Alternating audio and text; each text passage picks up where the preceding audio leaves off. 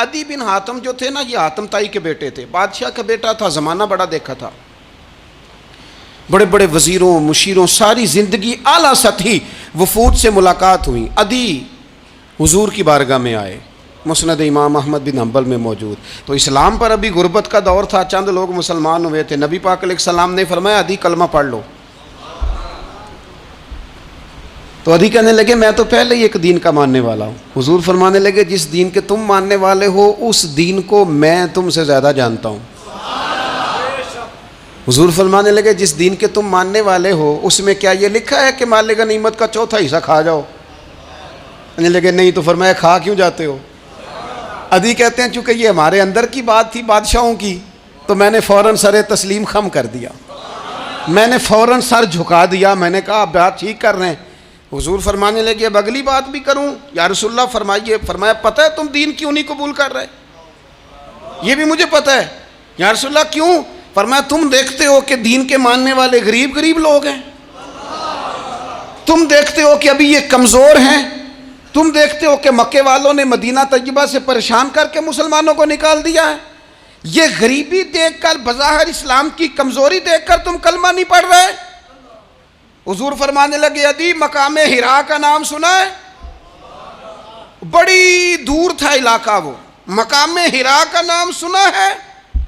عدی کہنے لگے حضور سنا ہے پر وہ جگہ دیکھی نہیں۔ محبوب فرمانے لگے سن، میں وہ وقت لے کے آؤں گا، میرا دین اس طرح نافذ ہوگا کہ ایک عورت مقام حرا سے اونٹنی پہ اکیلی بیٹھے گی اور اکیلی آئے گی اور آ کے بیت اللہ کا طواف کرے گی، سوائے اسے اللہ کے کسی کا خوف نہیں ہوگا، رب کے علاوہ کسی سے نہیں ڈرے گی۔ یہ دور آئے گا، تو دیکھ رہا ہے کہ صرف مکے پہ حکومت نہیں دنیا پہ مسلمان چھا جائیں گے۔ اور حضور فرمانے لگے کسرا کا نام سنا ہے؟ کہا حضور وہ تو بظاہر اس وقت بڑا تگڑا بادشاہ ہے۔ فرمایا اس کے علاقے بھی فتح ہوں گے، وہ خزانے مسلمانوں کے پاس آئیں گے۔ اور فرمایا تو تیسری بات نبی پاک نے بیان کی، فرمایا تو یہ دیکھ رہا ہے کہ مسلمانوں میں غربت ہے؟ فرمایا عدی ایک وقت آئے گا لوگ دینے کے لیے نکلیں گے پر انہیں لینے والا کوئی نہیں ملے گا۔ ایک وقت آئے گا لوگ دینے نکلیں گے لینے کوئی نہیں آئے گا۔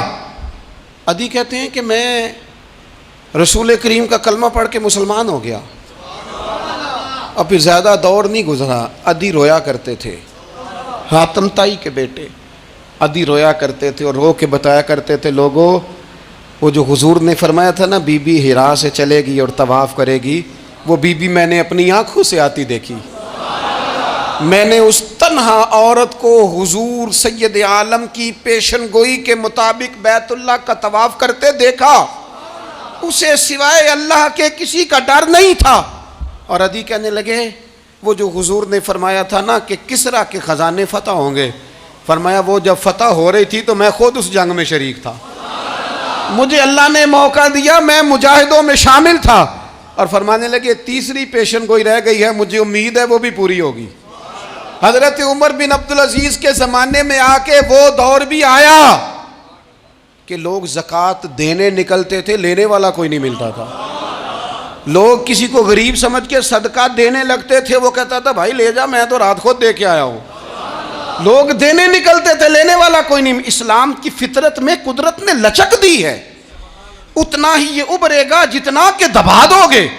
یہ مولویوں کی وجہ سے، پیروں کی وجہ سے، سیاستدانوں کی وجہ سے نہیں چھائے گا۔ یہ کیوں چھائے گا کہ ارسل رسولہ بالہدی ودین الحق، یہ اس لیے چھائے گا کہ اللہ نے بھیجا ہی حق کے ساتھ ہے، یہ آیا حق کے ساتھ ہے، لہذا چھا جائے۔